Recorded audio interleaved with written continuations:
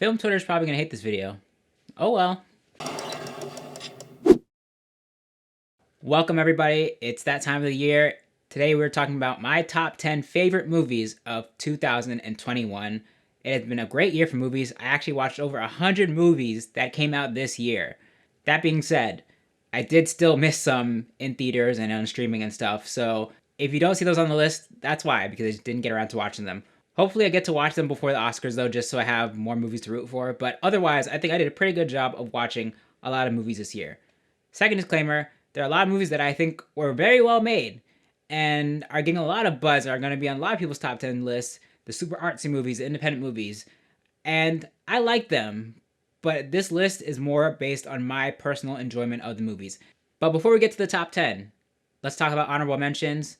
I know this is already a long intro, but this will be quick. Val. This was one of my favorite documentaries of the year. Val Kilmer's story was super inspirational, but also heartbreaking. I feel like I really appreciate him as an actor a lot more after watching this documentary. Summer of Soul. This is just a really fun, wholesome documentary talking about black music, how there's this huge event that almost nobody really knew about who wasn't there, and this footage came out, and we were all able to now see this years, decades later.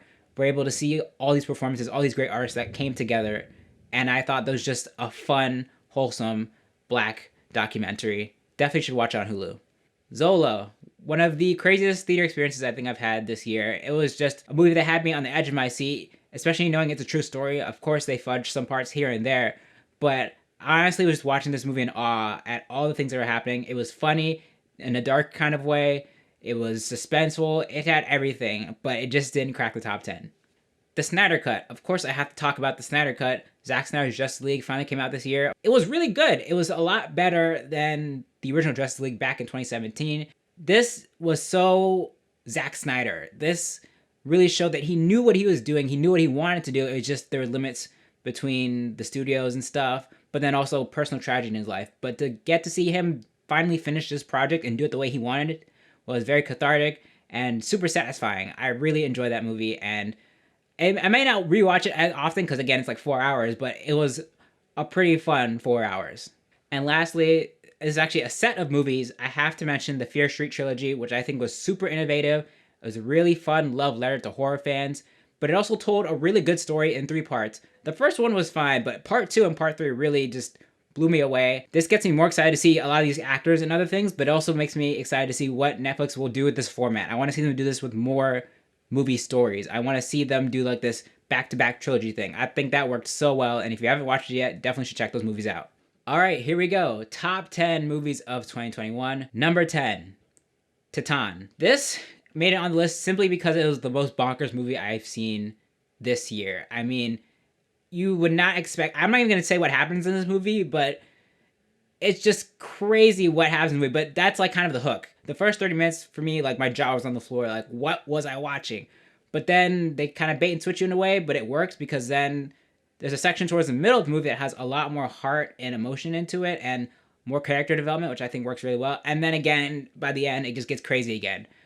Just one of the most out there movies. You can find it on Amazon Prime for rental, probably iTunes too. Definitely check this one out. I would recommend not watching any trailers for it. Just simply go into it without knowing anything. Don't even read a description of what it's about. Just write the movie, watch it. You can thank me later or not thank me because you might hate it. But honestly, it was one of the wildest movies of the year. Number 9, Raya and the Last Dragon. This was an earlier entry on my list. It was all the way back in March, but this movie still stuck with me. It had a really great animation. I loved the fight scenes. I think this had some of the best fight scenes of the year for sure. But also, again, told a really good story. And one of my favorite elements of this movie is the lesson that we all have to work together to help fix the world. And that's something I think we can really relate to, especially right now, because it's going to take all of us working together to end this pandemic and climate change, everything. But this movie, I think, really knocked it out of the park. And I definitely could see myself rewatching it for years to come. Number 8, Free Guy. This movie was one of the biggest surprises of the year because when I watched the trailers, I thought, oh, Ryan Reynolds comedy.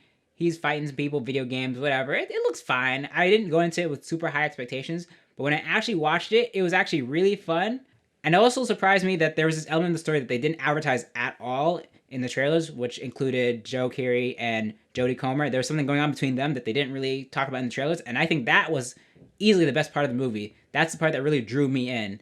But again, you have Ryan Reynolds giving a really great performance, really great action scenes. Special effects are crazy in this movie. it was just a really good time. And I don't know why film Twitter was hating on it so much, because it is an enjoyable movie. It's fun. It's fun to have fun at the movies. Like, why wouldn't you want that? Number 7, The Night House. This was one of my favorite horror movies of the year, for sure. This was another movie I mentioned back in the summer, but this is definitely one of my favorite horror movies of the year. Rebecca Hall gave an amazing performance. The story was really thought-provoking, and pretty much all the jump scares got me. Even though they weren't like really crazy things, but like just from the sound and what was happening on screen, like every jump scare got me. Definitely one of the best horror movies of the year, and unfortunately it didn't do well at the box office, so I'm hoping it has a second life on streaming. Hopefully if it gets put on Netflix or Hulu, people will check it out. But it's definitely one of my favorites of the year. Number 6, The Last Duel.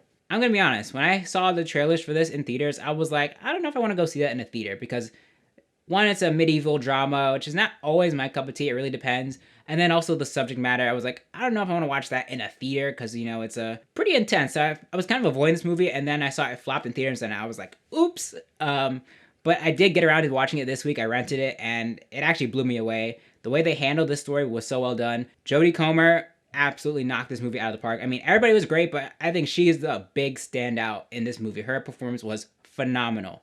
But what I also liked is that Ridley Scott was able to balance all the different perspectives of this situation. Throughout the movie, you're seeing the same story happening from different perspectives. So you're seeing how different people interpreted different things. And then by the third act, you see how things really turned out, and it just really makes you think. And honestly, it was brutal. The action was brutal. The stuff that happened on screen was brutal. It was really hard to watch at times, but I think this was such a well-made film, and I think Ridley Scott and everybody involved did a great job of handling the subject matter. I highly recommend this one. Number 5, Army of Thieves. This was another surprise for me. We had Army of the Dead earlier this year, and it was pretty good, but I think Army of Thieves was the one that really got me. Coming out of Army of the Dead, one of my favorite characters was Dieter, so I was happy to see him get his own movie. At first, I was a little skeptical about, like, well, how are they going to talk about this? And, like, are they going to touch on the zombie part, or is it only going to be about the robberies? And they did manage to balance both, but again, it was more about these robberies. And there's also this profound message about artists and how their work lives on, and how people appreciate that art once they're gone. And I think that's something that really resonated with me as someone who's up and coming and trying to, like, get things going, you know? I thought that really worked well. But also, Dieter as a character is just absolutely hilarious. I think I had some of the biggest laughs in this movie. But overall, everything worked for me in this movie a lot more than I thought it would. The cinematography, the chemistry with the cast, the story, all of it. I really enjoyed this one. Number 4, Plan B. I think this one is one of the most underrated movies of the year, because I really do not see a lot of people talking about it, but it was so good. This was the directorial debut of Natalie Morales. It talks about these two girls who go on a journey to get a Plan B pill. It's in the title. But it was just so funny. It was so heartfelt, and it's so well directed. The chemistry between all the actors was amazing. The writing was so great. It was edgy, but it was smart. They also have a lot of great commentary in this movie about sex education, Planned Parenthood, all that stuff. I think they handled that really well. This is one of the best movies of the year for me. I really enjoyed it. And again, it just really tugs at your heartstrings too. So if you haven't watched this yet, it's on Hulu. Please go watch it. Please support it, because I'm sure this is one of those movies that people are going to forget about. But it's just so good. Please watch it. Number 3, Tick, Tick, Boom. Andrew Garfield, man, bravo. You had a great year. He had some really strong performances, The Eyes of Tammy Faye, and this movie. But I think Tick, Tick, Boom was his best performance of the year for sure. I was kind of surprised that I had a musical this high up on the list, because I'm not a huge musical fan. I enjoy them, but they're not always like my top movies of the year. But this one just resonated with me more because, again, it's a story that I could really relate to as someone who's, again, up and coming. And to see all the stuff that he was going through, that John Larson was going through, and to see that he was putting in so much work into these shows, and the first big show he did didn't even really take off. And then the one that did actually take off, he died the night before it even premiered. Like, that was crazy. But I mean, this movie overall is just so emotional. It's a really good story. The music is catchy. Lin-Manuel Miranda absolutely killed it directing this movie. I definitely think Andrew Garfield definitely should get a nomination. Lin-Manuel Miranda definitely deserves a nomination. The music, if anything, the music should get some kind of nomination from the Oscars, the Grammys, Emmys, whatever. They definitely need to find a way to get this movie recognized, because it's definitely one of the best of the year. I absolutely loved it. It really hit me in the feels, man. I can't even explain it, but this was one of my favorites for sure, and I'm really excited to see what Andrew Garfield does next. All right, number 1 and 2 are like neck and neck. It was really like I was going back and forth between these two. I really couldn't do it, but it ultimately came down to which one I thought was the better movie. And so, number 2, goes to Spider-Man No Way Home. Tom Holland's Spider-Man was not necessarily my favorite. I loved his introduction in Civil War. Spider-Man Homecoming for me kind of missed the mark. Far From Home was a step in the right direction, and then we get to this movie, and I think now I see Tom Holland as the Spider-Man. This is where I think he really grew into the role. This is where I think they really developed this version of Peter Parker into Spider-Man. But not just that, they were able to also bring back all these returning characters and actors, and they didn't overshadow him as a character, which I think is one of the strongest parts of this movie. And just the amount of things they were able to bring in this movie. I'm not going to spoil it. If you want to get my spoiler thoughts, you can watch my spoiler video. But the stuff they were able to do in this movie was a dream come true. There's, of course, lots of surprises. But just everything they were able to pull off on top of the character development for Tom Holland's Spider-Man was just chef's kiss. So well done. And I love the ending. I love what it sets up for the future of this version of Spider-Man. I'm now really excited to see what they do next with this version of Spider-Man. This was one of the best movies of the year, one of the best theater experiences of the year, and one of the best Spider-Man movies of all time, for sure. And now, here we go. Number one, my favorite movie of the year. I honestly knew as soon as I watched it, I'm like, yeah, this is number one.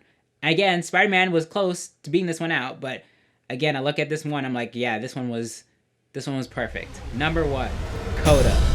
This movie, I cannot talk enough about how great this movie was. I watched it in the theater because I don't have Apple TV Plus. I still don't, but the fact that I was able to see this in the theater was so moving. This was a moving movie. So much emotion, so much comedy, amazing performances, especially from Emilia Jones and Eugenio Derbez. Emilia Jones, I didn't even know she could sing, but she was singing in this movie. I love that this movie showed me a new perspective that I wasn't as familiar with, seeing what it was like for this girl to live in a deaf family, what it's like living with deaf people who can't hear what they're doing necessarily, so they make a lot more noise than usual.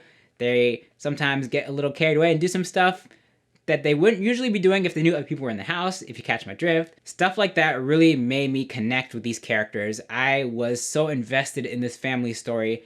I almost cried like at least 3 times during this movie. It is emotional, but to me, this is a perfect movie and easily my favorite movie of 2021. If your favorite movies were not on this list, let me know what yours are down below. I'm sure there's going to be very different lists, because there's certain movies that I did not include in here that I'm probably going to get a lot of flack for, like Dune, for example. It was cool. I liked it. Visual effects are amazing. Denis Villeneuve, he's great. All the actors are great, but it's just not my favorite. Again, this is based off my personal enjoyment. Thank you so much for watching. Thank you for supporting me this year. If you either subscribed beginning of the year or you just subscribed, thank you so much for watching. I'm going to probably take a little bit of a break, but actually, I am going to film a best TV shows list. That's probably going to be my first video next year. But otherwise, that's it for me.